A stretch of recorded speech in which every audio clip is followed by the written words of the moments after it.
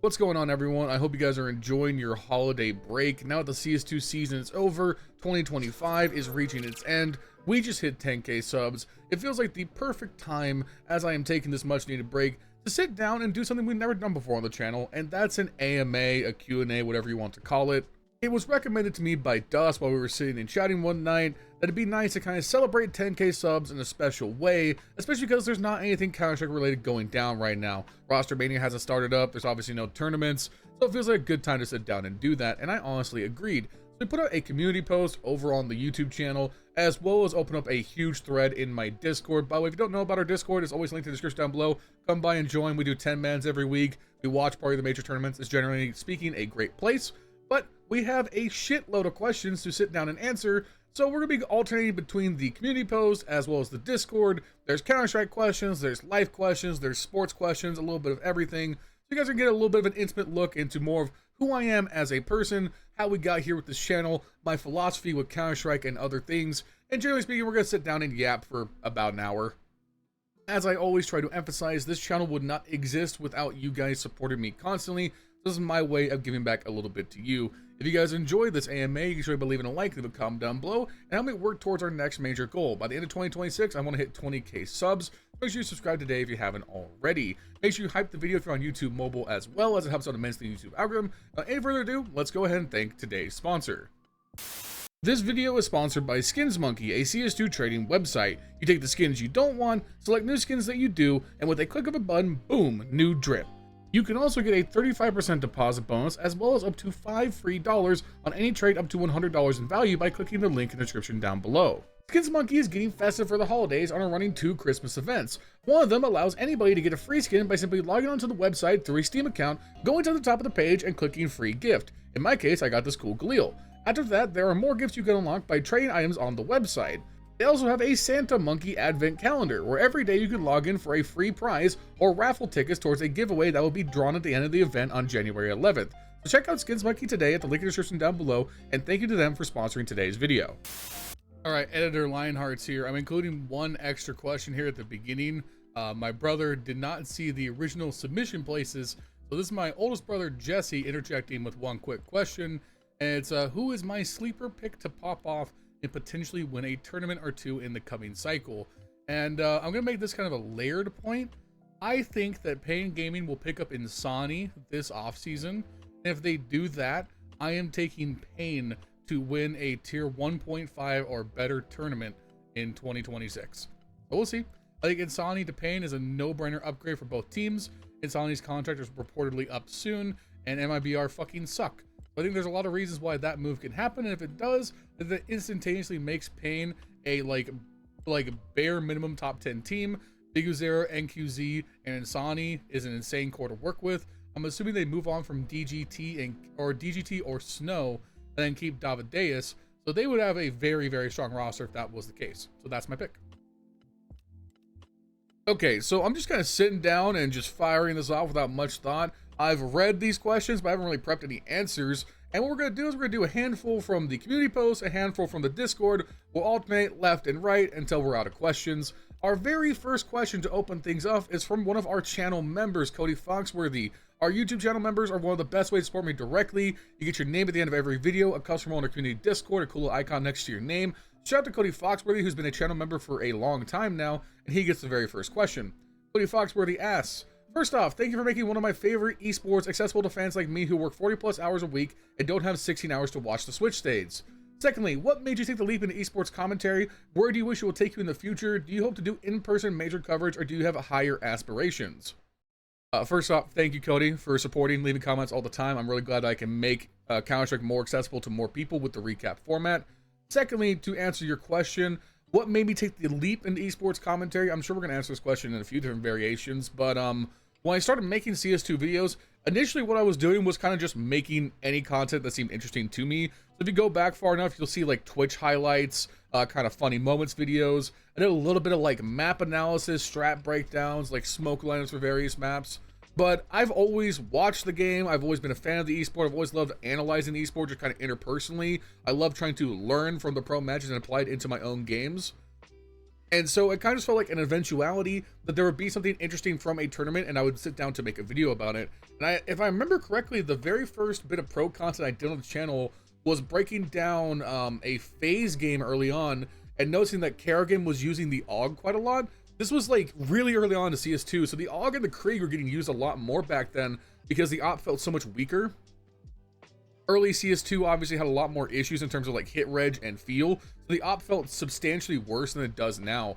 So a lot of teams were buying AUGs, especially on CT side, in its place to make up for like the economic gap in the new MR12 format. So I made a video about kind of like the COD meta coming back, and I think that was my first like time dipping my toes back into pro content, and from there it just kind of reawakened kind of my love for doing it. As we'll cover more later on, before doing this channel, I worked in Valorant for a Valorant YouTube channel called Skillcapped, and there my primary job was to break down Valorant pro demos, or pro games. Obviously demos weren't a thing back then, but doing pro analysis in Valorant. That's essentially how I got my start in content creation. So I guess it was just like, it's something I've always liked to do, and so it kind of made sense that it kind of became my content creation type over time. Hopefully that answers that question. Moving on, we have, I'm gonna butcher this name. Marwin Bit 9353 asks, how did you get such good thorough analysis of games? How did you develop the skills to pick up strats in CS2 matches and be able to communicate them so well? Well, first off, I'm grateful that you guys think I do communicate them well. I certainly acknowledge that I make a lot of mistakes, and I don't know if I always kind of do a perfect job of breaking down kind of what's in my mind through my words. I think that's something that's like a very active skill you build over time. So a lot of it kind of comes back to that. I've made so many videos at this point that I've kind of continued to iterate and develop kind of my own voice, how I like to compartmentalize and communicate these things. But most of all, when it comes down to picking up the strats, I think that's just kind of something that I've always been intuitively good at. Again, kind of going back to one of my oldest pieces of content on this YouTube channel, the thing that got me picked up by that Valorant YouTube channel was a video I did on studying tendencies and how to read the game. As an individual player, I've never been very good at aiming. I'm not the best player in the world. If I was good enough to be good at the game, I would just go pro. But one thing I was always really good at is reading the game. So I've always been, even if you turn to streams now, I'll read strats before the round starts. I'll be like, hey guys, it looks like the opponent's going to do X right now because they haven't done it yet. Or I've been very good in the mid round of kind of deducing what the team is going to do. So I've always had kind of a good mind for seeing what's happening on the game board before it happens. So when I watch the games, it's easy from a bird's eye perspective as a spectator to see what's happening before it happens. So I was able to kind of transfer that, like, that ability to intuit in-game into watching the pro scene as well, if that makes sense. And then past that, the communication is just a skill you build up over time. So you get better if you do something 1,000 times. I've made a shit ton of videos. I commentate nearly every day during big tournaments, so I've gotten better at communication over time. Our next question comes from Dylan Betts 8774. Who's in the LionHeartZ dream team? Any 5 players and coach from any era of Counter-Strike? Ooh, this is a good one. Okay, so I'm just gonna build. Okay, I'm gonna try and build a team that works. So I'm gonna go with Get Right, who is my all-time favorite player. I'm taking Get Right first, and then I'm going Donk. And who's gonna be kind of my supportive piece? You know what? Who's gonna be kind of the supportive rifler? Kind of just the third man in, maybe kind of a utility clutcher. Who is gonna fill that gap?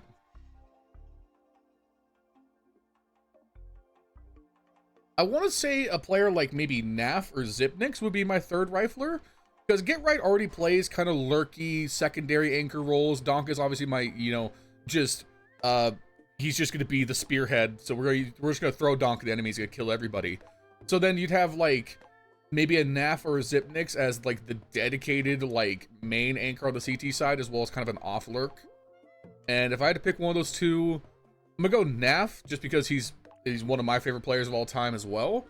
So those are my riflers. For Opper, I'm gonna go Simple because he's the GOAT. I love Simple. And then for IGL, it's gonna be Kerrigan. It's not even close. Like, it's not even a consideration. It's gonna be Kerrigan. And then for coach, it's gotta be Blade, right? Like, I like Zonic, but Blade is just like, he's him.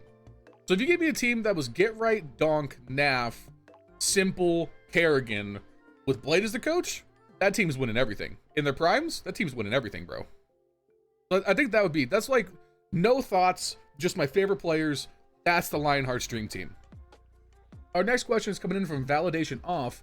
First off, your channel actually got me into watching Counter-Strike as a whole again, which is crazy to me. Thank you. That's really, really awesome to hear. I'm glad that I'm making the game more approachable for people. For their actual question, what do you think is the worst side, CT or T, on any map at any in the competitive map pool right now, and why? Ooh. Ooh. Okay. So, okay. Let me think for a second. Okay, my personal answer is playing Mirage in general. I am a Mirage hater. I really dislike playing Mirage at a casual level. I just don't think it's fun anymore after like 13 years of doing it. Now, that being said, I don't think Mirage is a problem competitively. So, like, I don't think Valve should remove Mirage.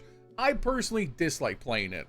So, I guess if you wanted an actual answer, what is the worst side, CT or T, in the competitive map pool right now to play?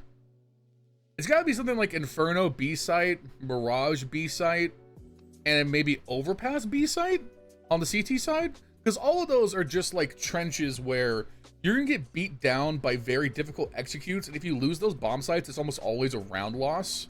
So it would probably be one of those. I don't really think there's a T site position that's really like the worst to pick, because T's can just kind of go anywhere, and T's get the freedom to execute the sites however they want. So I don't really think it's a T side problem. I think it would be one of the CT side anchor positions like that, if you wanted my actual answer. So I'm gonna go with that. Okay, our next question comes from Marcus Matsumoto 1445. Congrats on 10K. Thank you. Can you give 2 or 3 of your hottest takes on anything? Okay, so we're just going wild style. 2 or 3 of my hottest takes on anything. Oh, okay. We'll do one hot take and then we'll keep it moving.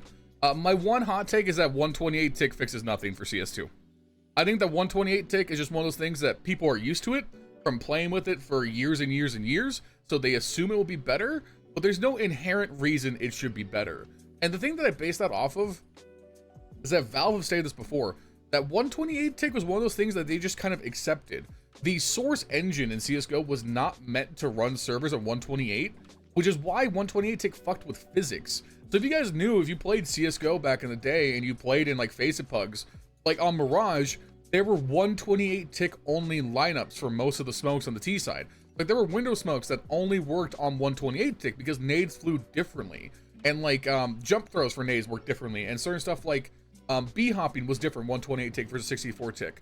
So it was never that it was inherently better or worse. It was different, but it was different in a way that the majority of people just enjoyed, and that's fine. There's nothing wrong with having a preference, but to say it's definitively better isn't really something that's like to me, it's not scientific.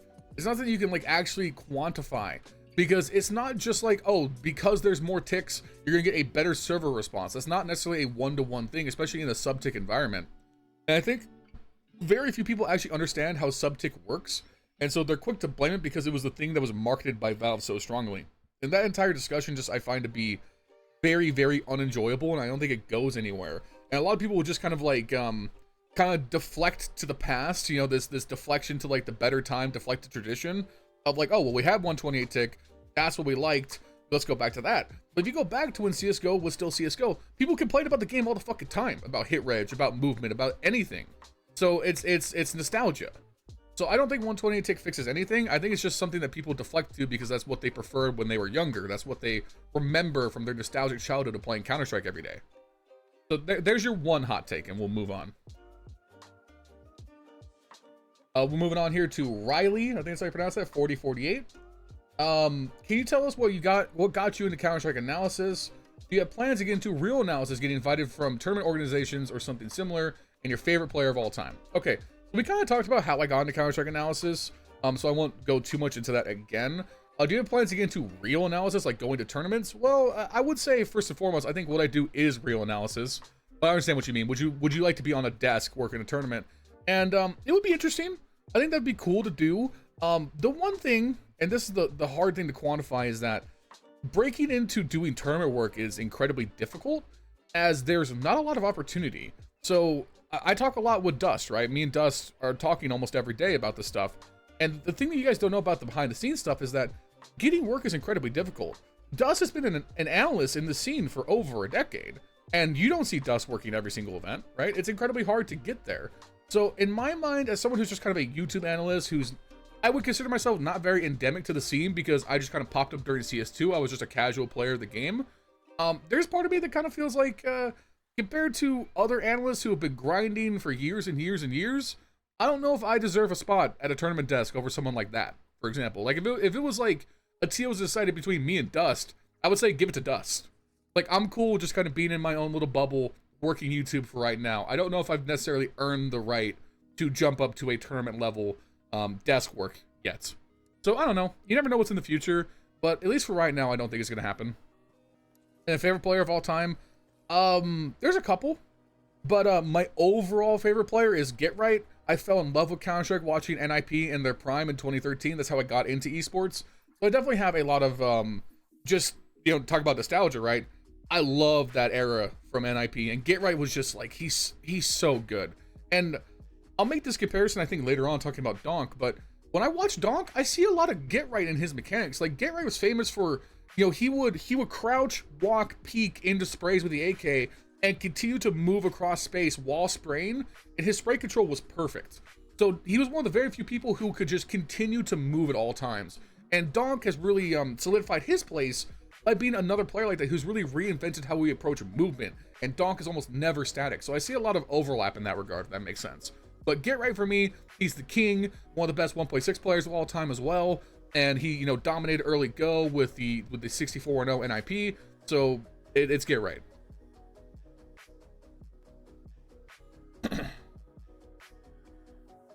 This one's from, oh god, this is a Polish name.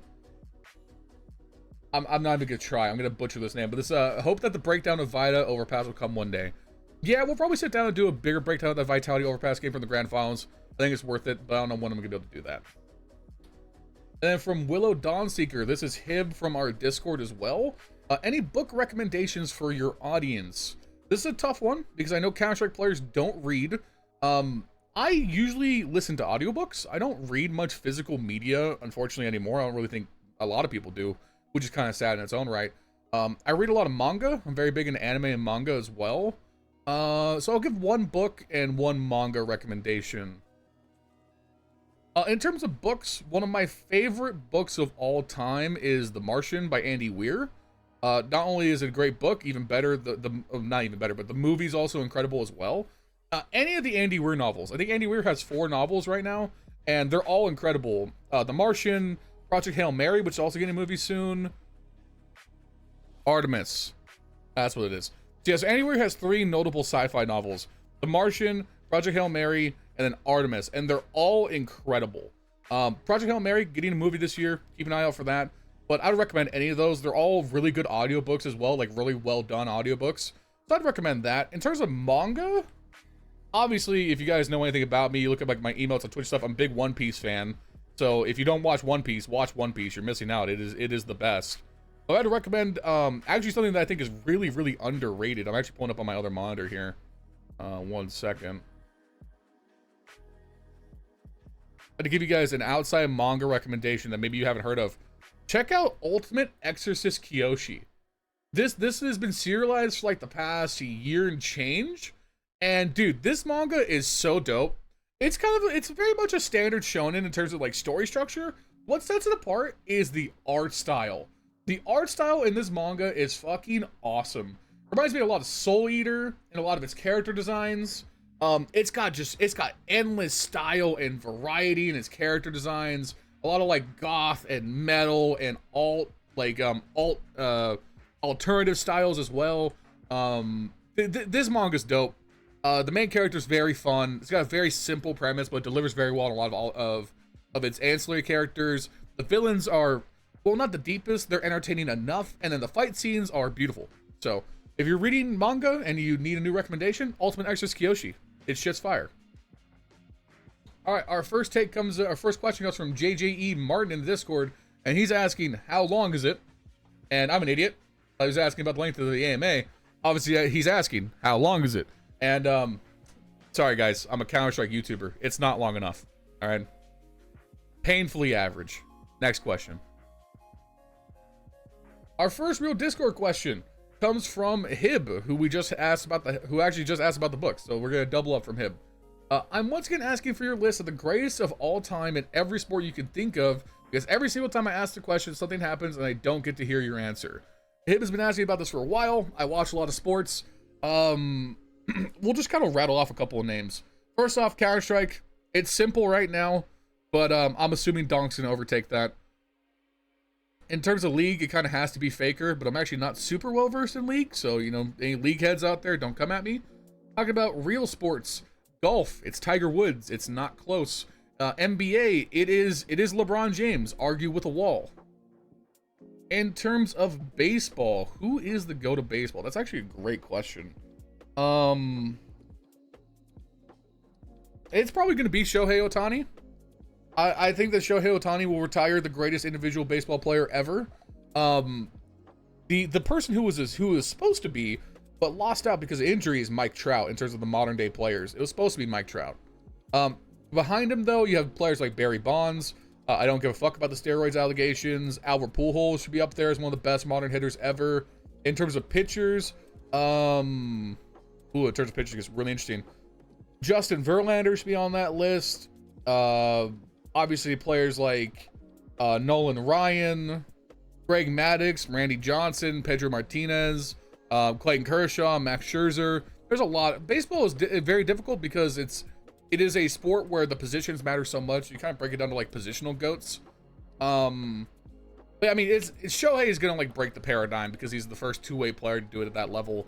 So we'll just say Shohei and we'll move on. In terms of the NFL, kind of similar situation as the MLB. I would say Tom Brady, but I'm kind of biased. I grew up watching the Patriots in their prime. Patrick Mahomes has made a real good run at that crown in terms of just achievements.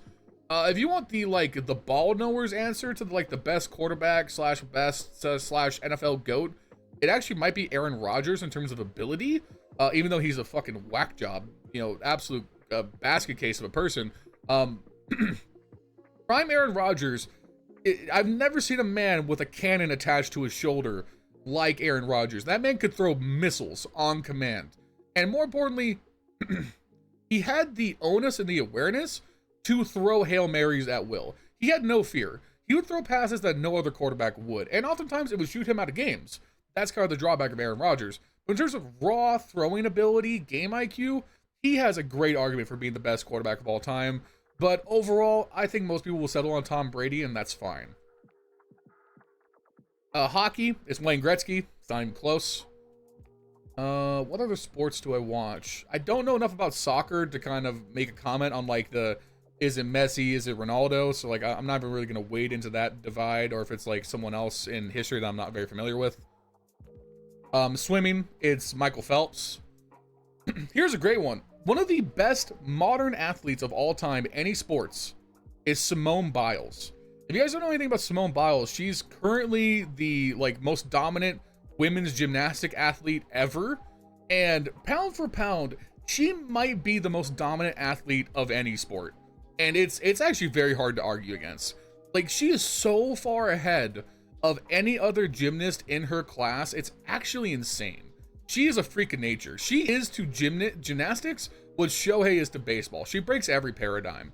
Simone Biles is one of the best North American athletes ever. So shout out to Simone Biles. Shout out to my brother Jesse, who's a big Simone Biles fan. I can't think of any more sports off the top of my head that I can comment on, so we'll just go ahead and stop it there. JJE Martin actually asked a real question now, and that's if you had to make content on another game, what game would it be? This is where we go back into some LionHeartZ lore here. Before Counter-Strike and before Valorant, really, the thing that I thought I was going to do on YouTube, because this is really what I've always wanted to do, is make content, was make Destiny content, Destiny 2 specifically. And I've made a ton of Destiny 2 videos, both on this channel, as well as a channel called the Crucible Bros that I ran with my good friends Gumi and his twin Gumi. Shout out to the Gumis.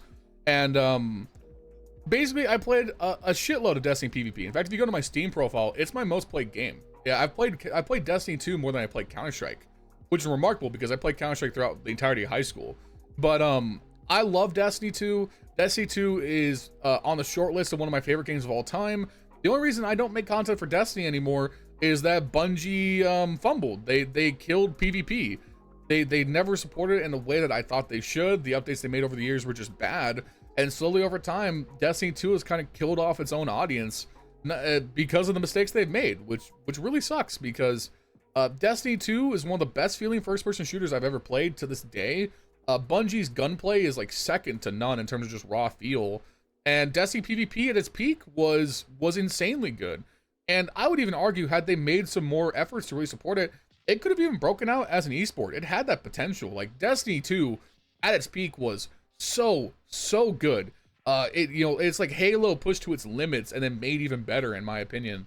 So I have a very soft spot in my heart for Destiny 2, and I still kind of hope that one day maybe like a Destiny 3 will come back and that'll like fix all the wrongs, but that's probably a wishful thinking at best. But before there was Counter-Strike on this channel, before I was making the recaps, it was Destiny, and I'm really happy with a bunch of the Destiny content I made, and I definitely think I'd still be toiling away over there if Destiny still was a thing that I cared about.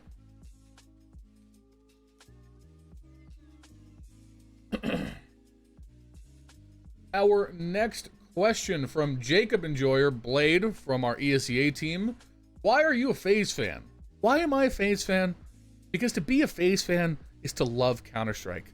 There is no Counter-Strike without FaZe, all right? Everyone is a FaZe fan. To be a FaZe fan is to enjoy life, to live, to breathe. It is the most human expression we have. FaZe forever. But no, I've always been a fan of Kerrigan, so I follow Kerrigan's career very closely, and then FaZe has always been insanely entertaining. They are a team that has sustained itself within the top 10 or within relevancy as like a title contending team for a very long period of time over many different roster iterations.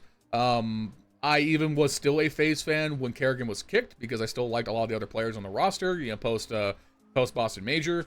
But it's FaZe, man. They're just, to me, FaZe is so interesting because they weren't an endemic Counter-Strike org. They came in the middle of CSGO's prime, but now they are so what's the word? To me, they are so intertwined with Counter-Strike. That's the word. They're so intertwined with Counter-Strike as a concept that like it's hard to imagine there being a Counter-Strike scene without FaZe. I put them on the level of a Team Liquid, an NIP, a Fnatic. Like, they feel like a legacy org, even though their legacy in Counter-Strike starts at CSGO onward, which is really interesting. You can't imagine the space without them, without that red jersey in the rafters. So I just hope that FaZe continues to be relevant. I hope that they continue to build good rosters.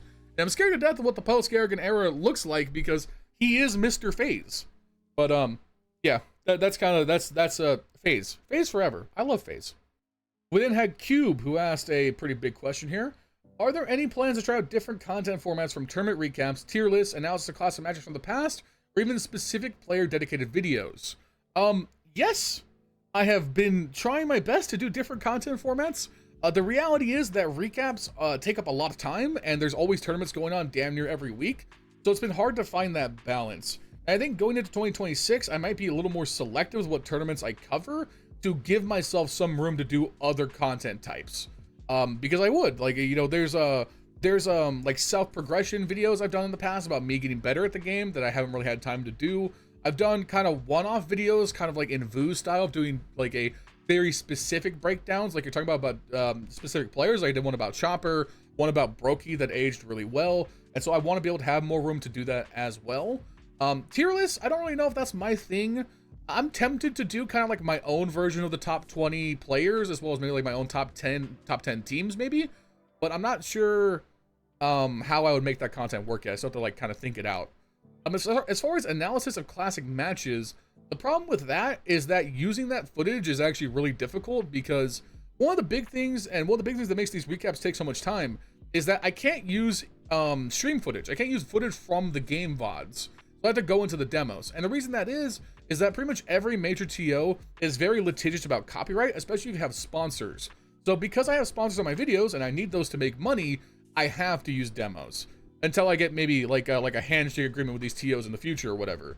So like if I wanted to analyze, say, the Boston Grand Final, the Boston Major Grand Final, I couldn't just pull footage from the finals match. I'd have to somehow get the demo, get it to work with CSGO like on a rollback version, and then capture the footage myself, which is just a lot to undertake for one video. So it'd be a cool idea, but I don't know if I can really make that happen. Are there any players you would think will have a breakthrough in 2026? I think Heavy God will be a top 10 player at the end of 2026. I just think he's in the best position to do it right now. G2, obviously, they broke out with that big win at Blast Lisbon or Blast London. I always get the two confused. I'm not good double check right now. But he got his first major S tier win this year. Got his first MVP as well at that same event. And when Heavy God's on his game, he is the closest we've seen to a younger Rops. Like, he is literally good at everything. He can entry, he can anchor, he can lurk, he can secondary op, he's good on the pistols. There is no holes in his game. His game sense is fucking fantastic, and he's super consistent. So Heavy God is already positioned as like a top 20 player this year. I think I was just looking at Maui Snake's final list like an hour or two ago, and he had him at 15th.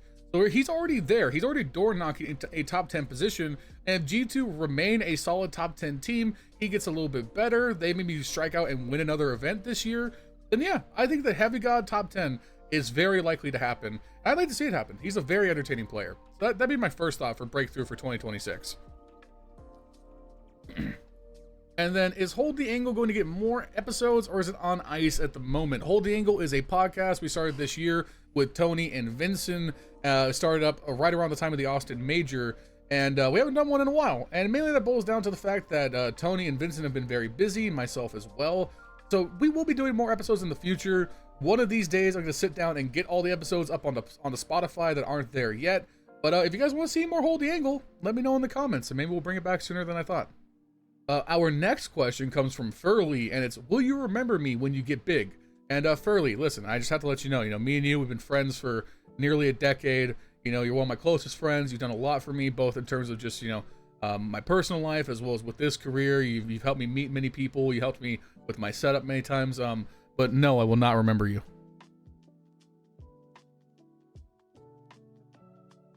Nah, I'm just kidding. Furley's one of the backbones of this channel. One of my very best friends. How could I ever forget him? How could I ever forget that face? A lovable face.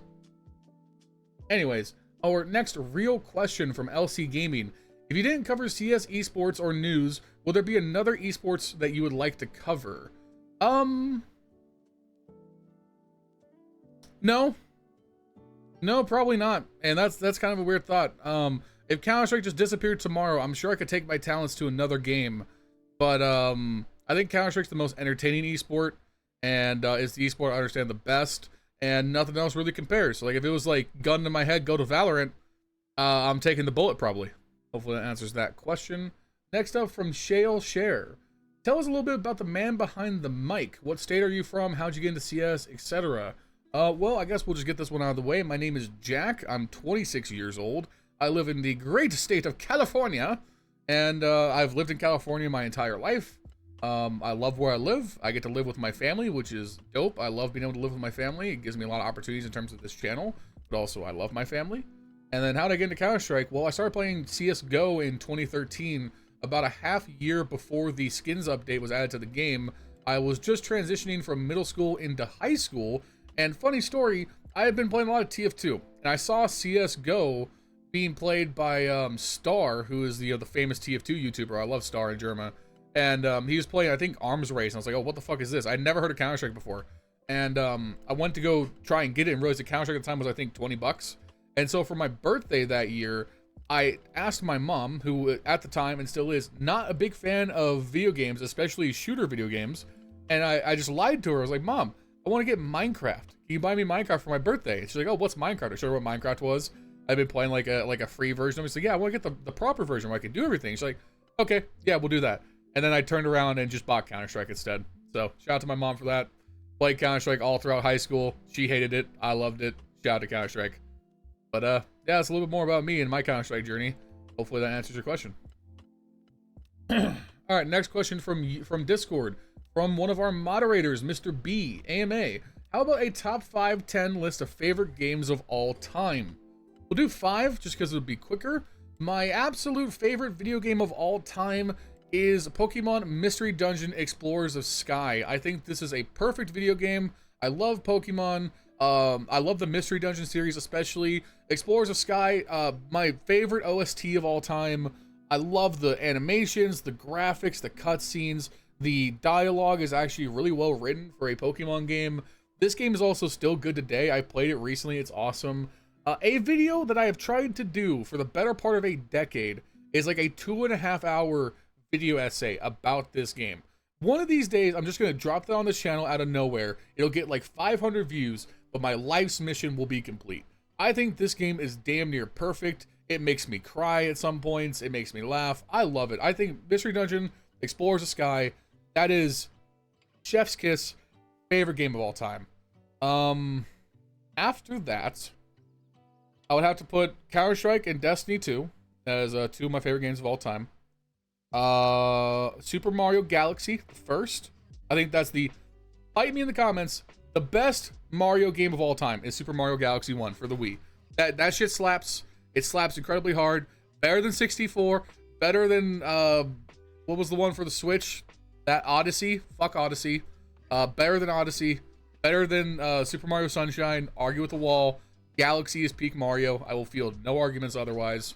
And for one more game, I'm going to pick my favorite indie game of all time, which is Slay the Spire. Slay the Spire is the best roguelike I have ever played next to Balatro. And the only reason that I don't play more of it is because Balatro has taken over my life recently. But you better bet when March of this year comes around and Slay the Spire 2 comes out, that is going to be the worst thing to ever happen to my productivity ever. Videos are just not going to get made when Slay the Spire 2 comes out. So to keep that in mind, March hits. I don't care if it's fucking Katowice, the Major, whatever. I'm playing Slay the Spire 2. Hopefully that answers that question. Let's go ahead and shift back to the community post. Yep, 9459 asks, your 4 favorite films. Ooh, another one in which I need to think. Right away, and this one is gonna maybe surprise some people. I think the first Iron Man, the first MCU Iron Man, is damn near perfect. This was before the MCU became bad. Yeah, that first run of the MCU through the first Avengers movie, a lot of those movies are very, very good. Iron Man 1 is peak. Saw it in theaters with my family when I was a kid. I've seen it several times since. And I think Robert Downey Jr. is perfect as Iron Man. That movie's just dripping with personality, great acting, great. I think the CGI and the effects holds up really well. So Iron Man 1, that'd be up there. A bit of a lesser known movie that I would throw in there, just as one of my favorite films I've ever seen, is actually Phone Booth. Phone Booth is a thriller. It came out in 2007? No, 2002. Okay, yeah, it came out in 2002. Movie that takes place in just one scene in a phone booth, and the main character is being hunted down by Colin Farrell as the assassin who is the sniper. And the dialogue in this movie is fantastic. The suspense in this movie is fantastic. It's got an incredible twist at the very end. For a simple concept, kind of low budget thriller, it's good. It's very, very good. I love Phone Booth. You know, it's Christmas, so I'll also throw out there the Jim Carrey, How the Grinch Stole Christmas. That's peak. I think I love Jim Carrey. And I think that this is the best iteration of How the Grinch Stole Christmas. Jim Carrey is just fucking perfect as the Grinch. Endlessly funny, endlessly quotable, holds up. It's a Christmas tradition here in my family. I love How the Grinch Stole Christmas. And what would be my 4th? So we'll just throw a random one up for the 4th. Let's go Tarantino, because Tarantino movies are fantastic. And I think my favorite Tarantino movie is Inglourious Bastards. I think that you can make an argument for pretty much any of the Tarantino movies, but I love Inglourious Bastards. Super funny. Just the music's fantastic. Obviously, you know, great premise, as we all know. But also, Christoph Waltz is like one of the best villains in the history of film as Hans Landa. Brad Pitt as Lieutenant Aldo Rain is just so quotable. I quote this movie all the time, just interpersonally. Super funny, super great action. It's perfect. I love Inglourious Bastards. That'd be my 4 favorite films, just off the dome. Freerun YouTube. Shout out to Freerun, by the way. Peak Anime. What was your first experience with esports the day you became invested in it? If you could go pro in any game right now, which team would you join and why? Well, to answer your second question, it would be FaZe, so I can play with my glorious goat Kerrigan, without question. And then, what was your first experience with esports the day you became invested in it? I can't remember the exact day, but I became invested in Counter-Strike as an esport watching NIP play Astana Dragons on Dust 2 in like 2014. And if I remember correctly, the play that was like, oh, this is actually super sick. Cause I wasn't even like playing, I used to just play, I used to play Jailbreak all the time. I didn't even play like regular Counter-Strike like the first year that I had the game. I played like Jailbreak community servers. But the first time I was like, oh, maybe I should go try the regular game. It was this Dust 2 match between NIP and Astana Dragons, and Freiburg did the famous like drop through the catwalk smoke into CT, like where they throw the smokes on cat, the smoke into CT off the catwalk, and then Freiburg goes over the top into the mid to B split to drop into CT with the flashbangs. That strat just stands out in my mind as like, wow, wait a minute, there's so much structure, intrigue, and possibility with this game. And then it's NIP and Get Right and Freiburg and Forest, and it's, yeah, that would probably be the day that I got hooked, was watching that game. DMag8045 asks, are there any teams that aren't in the top 20 that you are excited for coming next season? Asking this because I assume with how much tier 1 CS you cover, it doesn't give you a ton of opportunities to talk about more underrated teams that you might be a fan of. Here's the problem. I am a tier 1 elitist. I actually don't watch much tier 2 at all. Outside of the occasions that I've covered tier 2 events like the Complexity NA League, what was it called? The stuff like that, basically. Sorry, my brain's falling apart. So I don't really watch tier 2 much at all. Unless tier 2 teams make it to tier 1 events, I rarely see them. If I had to say there's like a tier 2 team that I'm keeping an eye on, and really they're only like, they're tier 2 by exemption at this point, in my opinion, it'd be NIP. I think NIP really showed at the major that they are going to be a consistent top 15, maybe bordering top 10 team next year. Obviously, they're moving on from U-Jerks, which makes sense because U-Jerks was their weakest link. But assuming that they can re-sign Kaspersky and they keep him going into 2026, I think NIP will be a strong, consistent top 15 bare minimum team throughout the year. And I think they'll make runs at tier 1 events, assuming they're invited. I think their floor is incredibly well situated. I think Snappy's calling at a very high level. Kaspersky looked amazing at the major. Wrinkle has his moments. He's definitely inconsistent, but he's good enough to work with.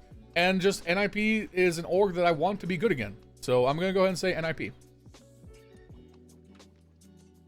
Our next question comes from literally Patrick Bateman, who is joining us in the flesh from American Psycho.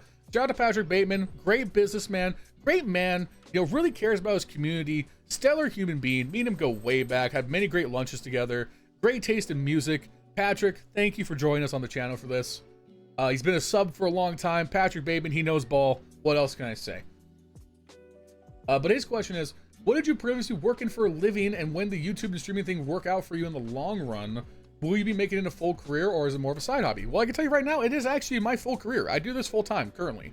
And that is because I'm very uniquely blessed with my situation in life, and the fact that I'm 26 years old, but I live at home with my family, and so do my brothers as well. So we all kind of share a family home in California. Everybody works, and I get to do this for my work. And right now I am making money from YouTube, and it's getting to the point where I'm starting to make enough money to where I could call it a career. Like, I will pay taxes this year for the first time, which is, that's a big step forward. Before this, I pretty much never worked a traditional job. The only other work I've really ever done is I've done a lot of construction work with my dad and my oldest brother towards the end of high school, fresh out of high school, my first years of college. And that was manual labor, doing cabinet construction, various woodworking with my dad and my brother. My dad is a fantastically gifted cabinet carpenter, as well as my oldest brother, and we've worked in multi-million-dollar homes doing custom cabinetry, custom wood finishing, done a little bit of everything, demolition, kind of whatever's really needed on the job site. And so I've done that as like physical labor quite a bit. But this is kind of like, not to get too deep on this is kind of one of the only things I've ever really cared about or ever really like kind of dedicated myself to. I've never really had another thing that really struck out to me and was like, wow, that's what I want to do. Nothing in college really appealed to me. I always kind of assumed that if this didn't work, I would become a teacher, because people have told me throughout my life that I would make a good teacher. But the education system in the US is a nightmare, and I don't know if I'd be able to survive that. So this is it, man. This is it. These last 2 years since CS2 has come out, I've put my entire life into this channel, and I've grinded 16, 18-hour days covering events. I put out over 200 videos this year. I've put my heart and soul into this for this to be my career. And if this doesn't work, I have fucking no idea. I'm thankfully at the point where this has grown enough that I don't think it'll slow down. And the only reason it would is if I gave up. And right now, I'm too stubborn to give up. So I think you guys are stuck with me for the long run. I'm going to make it. I'm going to be one of the biggest content creators in this space. I will make my way to the top. I will force my way there if I have to. This is what I care about. So hopefully I answered that question. Mycroft Glasgow asks, do you know Professor Layton? Will you use music of it in your vids like with the Pokemon music? Pretty please. I do not know who Professor Layton is. I'd have to Google that off the video. But in terms of the Pokemon music, I use that mainly because Pokemon music falls into a weird copyright gap where because it's a game OST, it's not copyrightable. So the music's great. I love Pokemon music. It sounds fantastic. And you get to use it without needing a license. So it's not like kind of shitty, low effort, AI generated, no copyright music. It's really good, well-made orchestrations that sound amazing, and they are public use. So shout out for that being a thing, and the one thing Nintendo cannot lord over my head with a sledgehammer for now. So the Pokemon music, it's an aesthetic I love. I think it gives a unique aesthetic to my videos, and I think they're just pleasant to listen to. They have 268 asks, what do you think Asian CS, maybe you include Mongols here, but they're all right in the books already, should do to improve and make deep runs in tier 1 international tournaments? I love it when you stammer and crash out in videos. It makes me feel seen. Will we get more? FaZe Silver or Furia Vitality Gold? Well, FaZe Silver all the way. Betting on FaZe is correct. Just don't bet real money, please. Don't bet real money. It's a scam. Don't do it.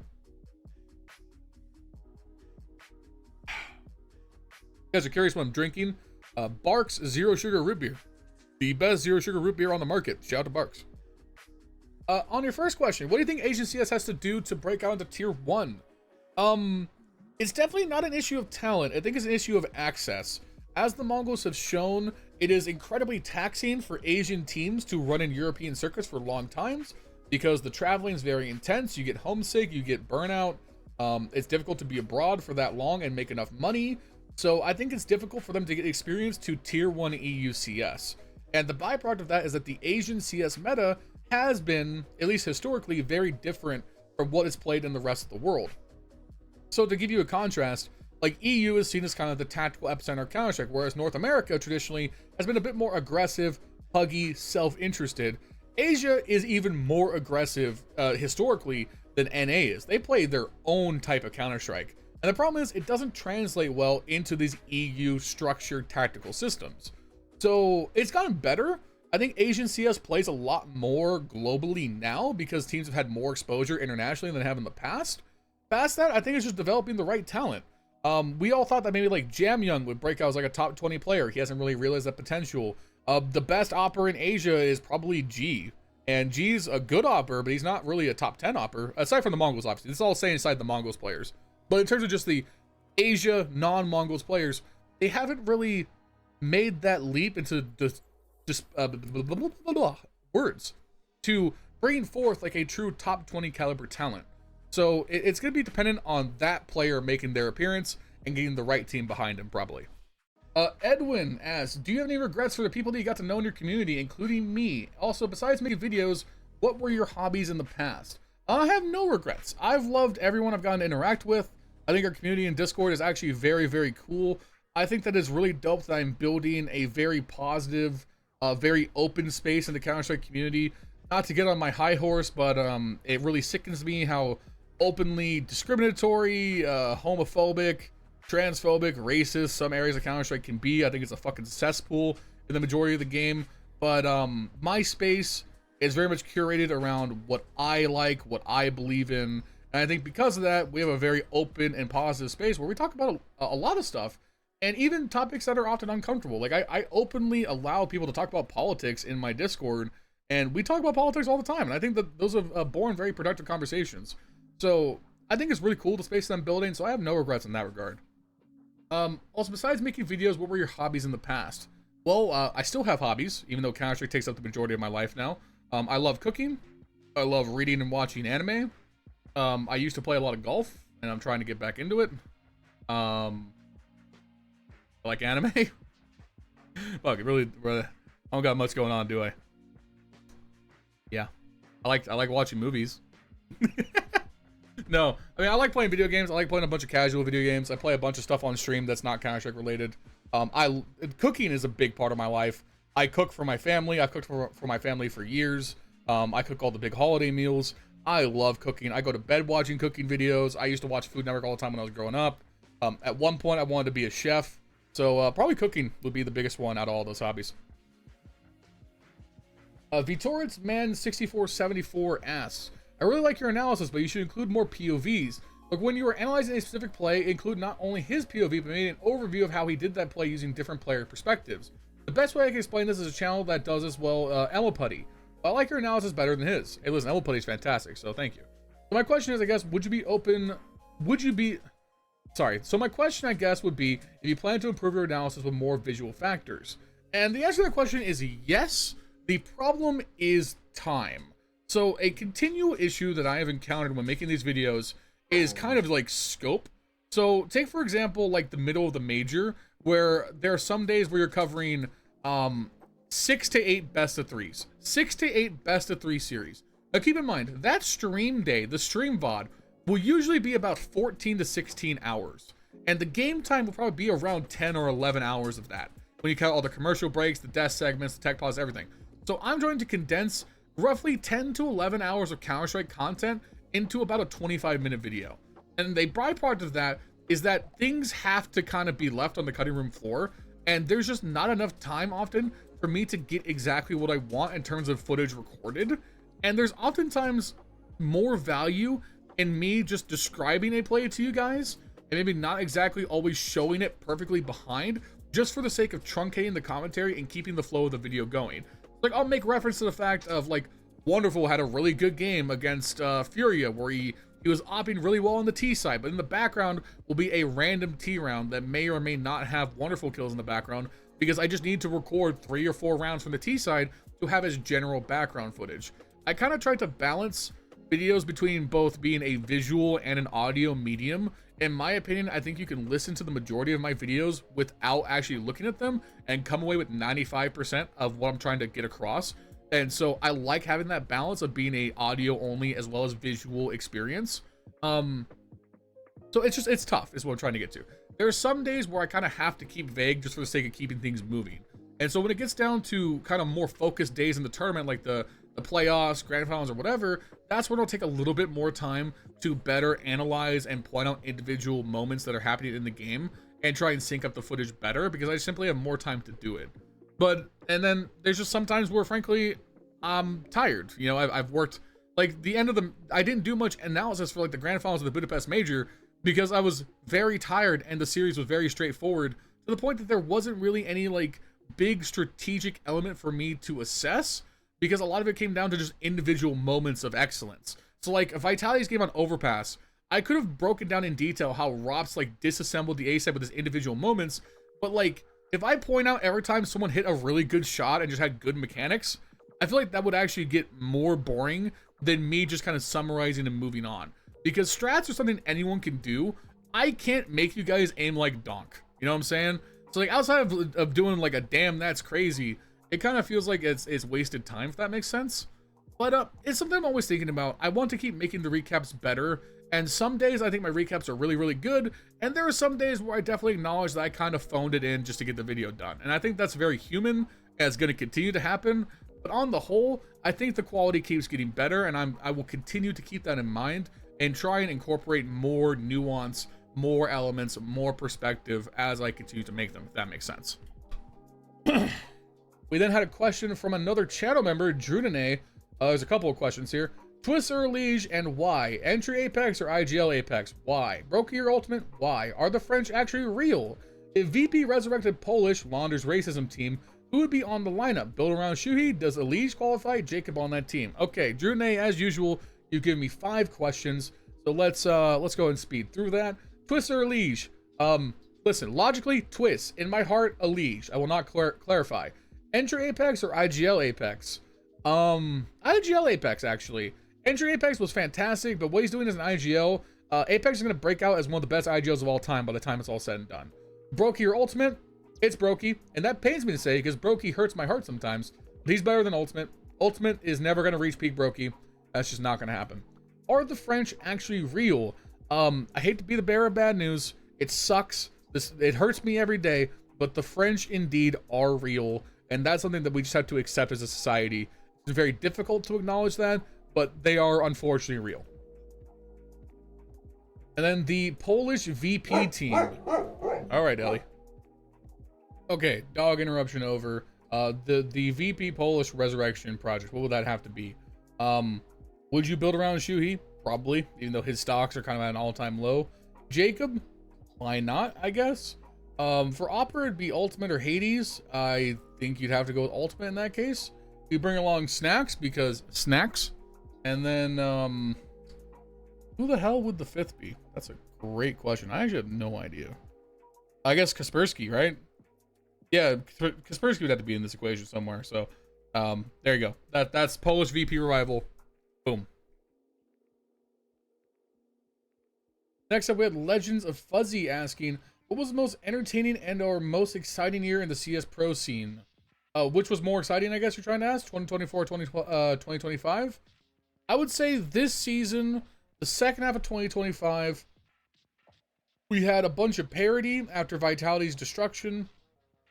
A lot of different teams winning tournaments. We had some of the best grand finals in CS2 so far. So I would say this season, the second half of 2025 was the most entertaining season in CS2 so far. Crunchy Water 1178, another channel member. I have to ask, what is your favorite cinder block brand? That is a great question. Cinder blocks are fantastic. I'm a big fan of cinder blocks. I think you can use them in a lot of different things, both interpersonally as well as construction. You know what I mean? I just love a good old standard 8x8 by 16 inch cinder block. I think that just, you can use it for cartoon shenanigans. You can drop it from a building to comically smash in the head of your opponent. You can wrap them in foil and use them in the kitchen as weights. And cinder blocks. You can build yourself a nice wall, a nice retaining wall. Double O. Can't pronounce. Yeah, 009474. What is your favorite city to live in? The city I currently live in. I live in a very nice small town in California, on the coast. It's beautiful. It's a very nice, quiet area. There's a lot of cool stuff to do around here. It's good weather all year round. It's not too hot, not too cold, and I like where I live. And then that's it. That is it for you for the YouTube post questions. Let's go ahead and rip through the rest on the old Discord. Where did we finish? I think our last one was AB's the 5-10 list of favorite games. So we have Jacob is not the problem asking, what inspired you to start making content, or do you ever have second thoughts about maybe wanting to do something entirely different game-wise, career-wise? Now, I think in terms of second thoughts, I think everybody has second thoughts occasionally. There are definitely some days where I put out a video, I see somebody else did a video at the same time, similar topic, and got more views, and I'm like, fuck, what the fuck am I doing with my life? But you kind of have to push past that. I think a big part about content creation especially is you have to have kind of a delusional faith in yourself. You have to be kind of delusionally egoistic about it. As Dust would say, you have to be mentally ill to do this for a line of work, and I think that's absolutely true. So for the most part, I don't really get too mired up in that. This is what I want to do. This is the game I want to cover. This is where I want to be. It's growing right now, so I'm not even really worried about doing something else currently. What inspired you to start making content? Really just, I like the idea of just talking about things. I've been a yapper my entire life. I love talking about things. I love talking about things with people. I love putting my thoughts out there. I love analysis. I love breaking down things. Growing up, I listened to Thorin and Richard Lewis religiously talking about Counter-Strike, and I think they inform a lot of my commentary style quite a bit. And yeah, I mean, I like to talk, and this is an avenue where I could do that and get paid. So that kind of works out great. DMag asks, how do you get better at analyzing games from a holistic standpoint? Aren't you afraid of getting something wrong? I'm not afraid of getting something wrong. I accept that I will make mistakes. I make mistakes frequently. I will say wrong player names. Obviously, people know this about me. I say Astralis instead of Vitality frequently. It's like a fucking Freudian slip. So I don't really concern myself with making mistakes. If I was to make a video and I broke down around and said, oh, well, Nico's rotate on Dust 2 was wrong. He should have done X. And then Nico on Twitter goes to dunk on me like he did Austin, I would just banter with Nico. That wouldn't like crush my spirit or anything. And Nico said, no, you're a dumbass. I'd be like, yeah, well, listen, Nico, me and you have won the same amount of majors. So there's always a way to fire back. And I love the idea of being in the shit. So that doesn't really concern me. How do you get better at analyzing games? Just watch more games. You just have to keep watching. You have to keep doing analysis. You got to keep looking for things that stand out. And it's time under tension. You do it enough, you'll build a voice for the game. You'll build a style. Like, I obviously have a very clear, defined style of Counter-Strike that I like to play, and I like to use as a base of contrast when I'm talking about other things. So it's kind of just, you start from there, you build that framework, you do fucking thousands of hours in the demos, and you can build a base for having like what you're looking for in a game from analysis perspective. I know it's not exactly the best answer, but that's kind of that's the only answer, is a shit ton of work. Rice Cooker would then ask, what is the worst, most annoying part of making the videos? Going through the demos, and it's not even close. Going through demos is a miserable, boring fucking experience. It takes a bare minimum 5 or 6 hours every single time. It's just, you have to find a round. I watch through the round in 2x speed to get all the POVs I need. I then go back and record the round by hand and do all the demo perspectives myself. It is a massive, gigantic fucking pain in the ass, and I hate it. It sucks. It is the worst part of this job, and frankly, it is also the hardest part for me to have other people do, because oftentimes it's one of those things that I don't really know what rounds I'm going to really want to record till I'm sitting down to do it. Even though I do take notes, it's oftentimes I have to kind of get in the flow of things to kind of figure out what footage I need and I don't need. And the reality is, I always record way more footage than I ever actually use. Like here, if I open up my files right now and go to my recap folder, ignore these as the current text of this video, but I recorded all of this for the grand finals, and 5 or 6 of these I didn't use. So I record shit and don't use it all the time, and it's very annoying because you don't know what's not going to be necessary until you're editing. So it's the demos. The demos is the worst part of doing this. It is the tedious part. It's the part that takes the most time. If I could automate it some way, I would. If I could just use the stream footage from the TOs, oh my god, it would save myself so much time. But that's not practical if you want sponsors. So that ship has sailed. Lila, I believe I'm pronouncing that correctly. Lila asks, I don't know if you mentioned this before in a stream maybe, but how'd you come up with LionHeartZ and your logo or avatar? Any special story behind it? All right. Okay. This is the worst way to start this conversation. I have to clarify for a second. I'm not a furry. Never been a furry. Don't belong to the furry community. There is no fursona. All right. I just happened, when I was younger, to like a series of books that is very well beloved in the furry community. All right, so that's my preamble for this. And when I was younger, I loved the Warriors book series by Aaron Hunter. See if I can pull up a list of these real quick.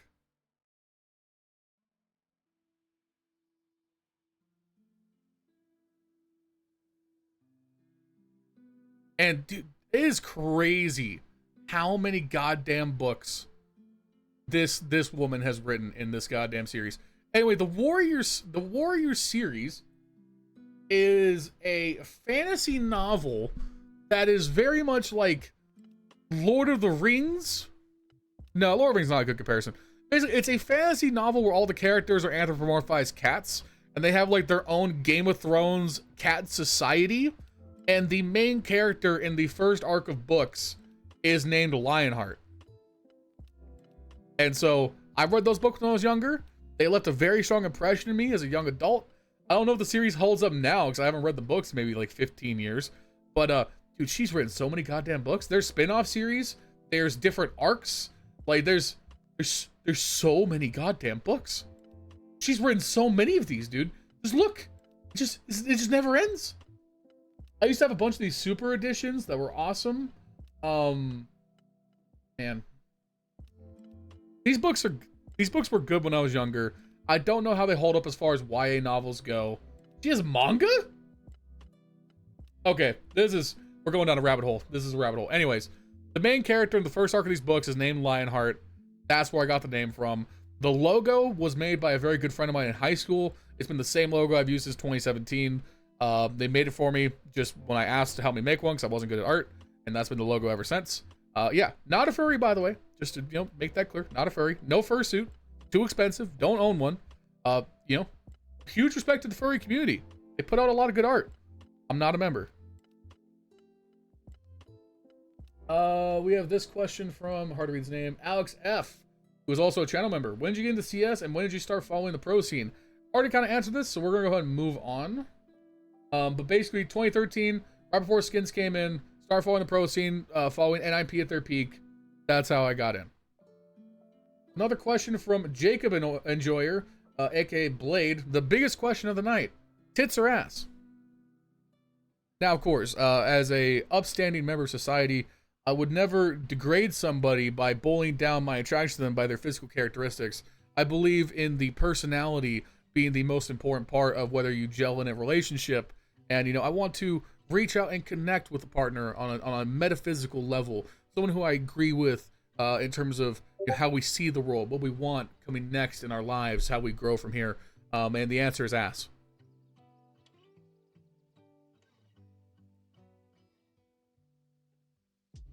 Next question, also from Hib one more time.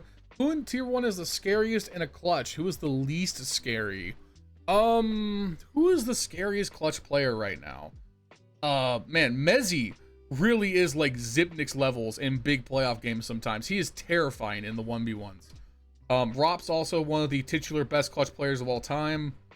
Naf, at his peak, also one of the best clutchers in the world. To give some deference to like Donk, Zywoo, and Munassi, just for their raw individual skill, makes them fantastic in the clutch. Who is my favorite clutch player out of those guys? Probably Rops. I think Rops is one of the best game sense players to ever touch Counter-Strike, and him navigating any kind of 1vx is terrifying, so we'll go with Rops. K-Serrato needs to be on that list too. K-Serrato's up there.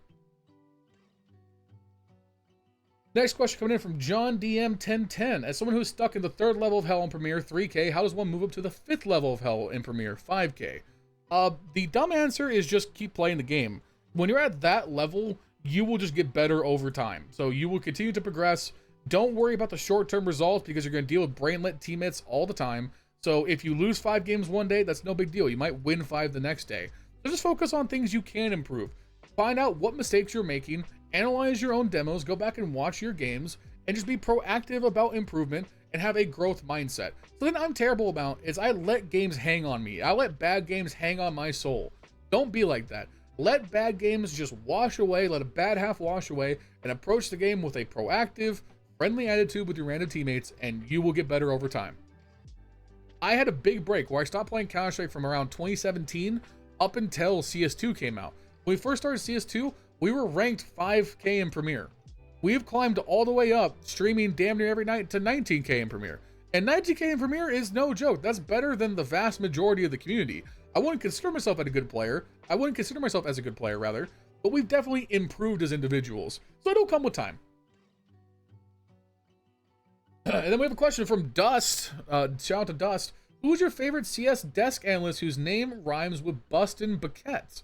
You know, if I had to say who is my favorite analyst whose name rhymes with Bustin' Baquette, I'd have to go with Dupree. Anyways, what pushed you in the direction of the content you currently make today? What drives you to stay so consistent and keep cranking out videos every event? Well, we kind of already answered this, but what pushed me in this direction was really kind of seeing this as a niche that wasn't really explored. The way that I always pitch people is that the idea for the recaps is that I wanted to kind of create Sports Center, but for Counter-Strike in a way.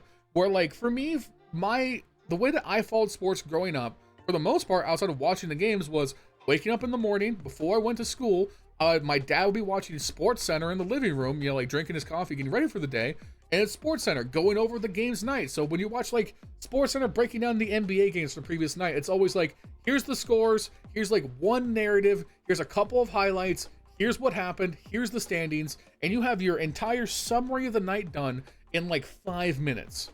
So with Counter-Strike, there's so many goddamn games going on that it's basically impossible to follow everything. Even as someone whose job it is, I don't watch every game at tier 1. I physically cannot do it. There's not enough time in the day for me to be a human being and watch every game. So why not create a content type that allows me to explore analysis, in-depth analysis whenever I want, but also condense the day's results into an approachable 20-25 minute package for people who can't watch the games live. And I think that that was a niche that was very underserved. So I saw it, and just when the Copenhagen Major started, I wanted to cover the major every single day, and that was the first time I decided to do the recaps, and it just kind of all took off from there. In terms of what is like the drive for consistency, I think it's just this idea that this is, like I said earlier, one of the few things in my life that I've ever really cared about enough to really push myself as an individual. I'm someone who really struggles with motivation. I've struggled with mental health issues as well, and the COVID years were some of the toughest in my life, and they were tough for a lot of us. And I came out of the COVID era. I stopped going to college. I felt very listless. I felt very kind of purposeless. And so when CS2 was coming up, Destiny was dying off. I hadn't worked in Valorant for a few years, and I remember just how much I enjoyed Counter from my childhood, how much I enjoyed growing up watching Richard Lewis and Thor, and even Dust, who I'd watched when I was younger. Shout out to Dust. And it just like it kind of felt like if there was one time for me to just lock in and give it a shot, it was kind of now, with CS2 as a new frontier to work with. And it's like, either this is gonna work or I'm gonna have to really like figure something else out. And I'm very grateful that, at least for right now, it seems like I made the right choice. And the reason I keep going every day is that I know that I can make it. I know that I can be one of the biggest content creators in this space. I know that I can make content better than other people. And that's not an insult to other people. I think that's just my own delusional belief. Like, I look at stuff like HLTV did like the top 10 content creators of the year, and I tweeted this out when they did that. I was like, listen, 2026, I want to be on that list. And I think I can. I think my content is legitimately excellent compared to what's out there. So it's just, it's that psychotic intuition to keep going. That's kind of what keeps me going. It's just, you can't stop swimming. You stop swimming, you're dead. And I'll keep swimming until this shit works. Hopefully that answers that question.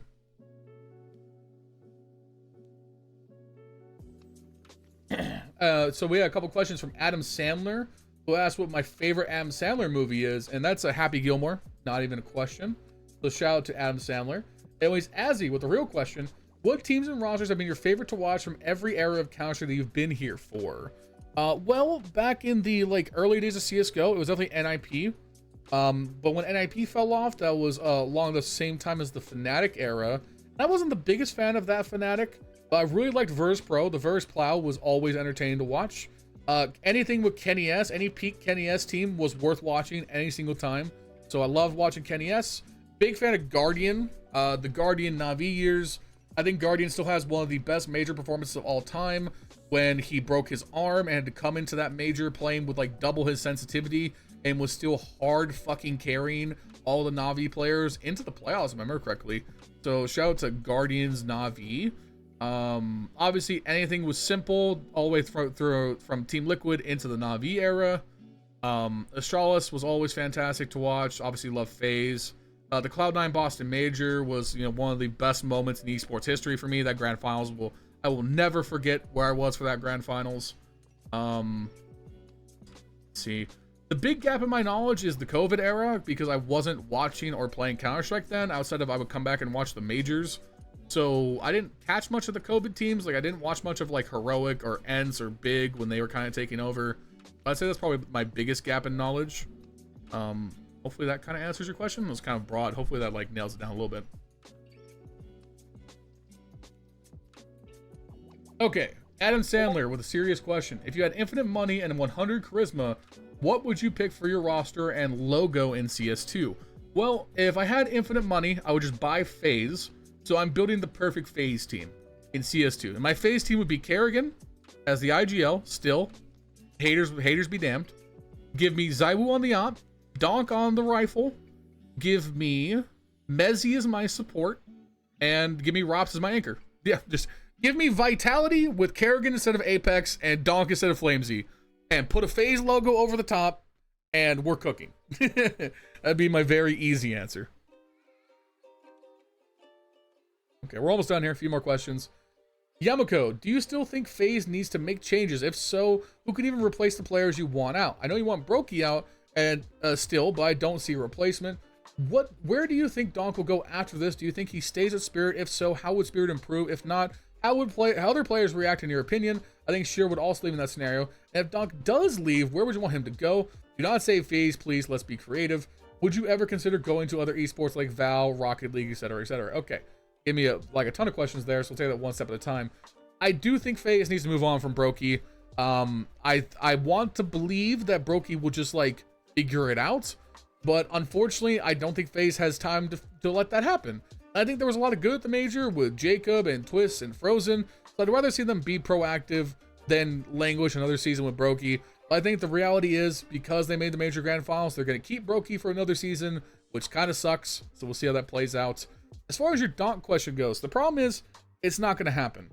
Donk is not going to leave Spirit even if he wants out, because Spirit simply don't have to sign him. His contract isn't up anytime soon, and Spirit can just say no. And if you're Spirit, you're saying no. Even if Falcons dropped a $50 million sack of money on your table, they probably would say no. So I don't think Donk's moving anywhere. So with that being said, how do Spirit improve? I'm going to save my thoughts on this for an actual own video on that soon. All I will say is I think that Zwei for Zontix is probably just a no-brainer. And past that, it's probably like Chopper gets one more season. And if it's still not working, then you gotta axe Chopper. I think that's where we're at. And then would you consider covering any other esports? Probably not. Probably not. And unless like Counter-Strike died and I had to scramble. But if it was just like, could I cover another sport on this channel? And probably not. Isn't Adam, do you think a hypothetical Jame to Spirit is a better move than replacing Zwei? No, because why would you put Jame on this team and then also like not have Jame op because Shiro needs to op? This is no, I don't think this works at all. And we have from Snax Enjoyer, channel member, leader of the Snalaban. You had to break out the crayons and code yourself back. If you had to break out the crayons and code yourself back when you were new to CS, how would you approach teaching the game to improve faster? Besides watching Snax, I ran that experiment on myself. Good results.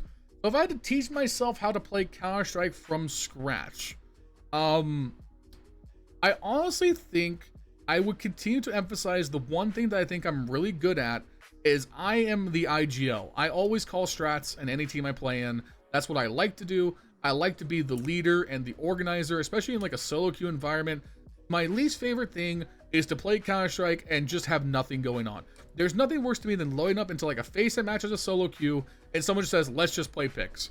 So I think I would just reinforce myself from the beginning to study strats, learn simple executes, learn how to communicate and execute strats even with randoms, and then focus on hard entering. Because I think you can be like the Kerrigan, self-sacrificing entry IGL and then coach teams from beyond the grave and be very, very good. So that's how I would do that. Second last question, Ink Person, if you had to make the best 5-man lineup you could, only using players from Asia and Oceania, what would it be? No Mongolians. Here's the thing, I outside of the occasional times we see Lin Vision and Tai Lu, my knowledge of Asian players is thin, and then I don't really like a lot of the FlyQuest players. So, I don't know. Would it be like G, Jamyoung? I don't know. I don't think I'm good. I don't think I'm qualified to answer this question. I'll go ahead and skip this one. Sorry about that. I don't think I can give you an adequate answer that like isn't just like Tai Lu. So I don't know. Then the last question of the AMA. Bandit asks, hope I'm not late, Fortnite or Among Us? Fortnite. No questions asked. Alright guys, if you enjoyed this very long AMA, make sure you show me, leave a like, leave a comment down below, subscribe to the channel if you haven't already. Let's hit 20K by the end of next year. Thank you guys so much for an amazing, life-changing 2025. And let's kick ass in 2026. Make sure you guys hype the video if you're on mobile. Shout out to Skins Monkey for sponsoring this video. Check top link in the description. Go trade on their website. Let them know I sent you their way. Thank you to the channel members. I'm lazy, so we're just gonna stop the video here. But the channel members keep the lights on. So become a channel member today. $5 a month. You can see the video just like this. Let's discuss more on the community Discord. Follow me on Twitch.tv/LionHeartZ2. I'll see you guys later. Ask me anything. Bye.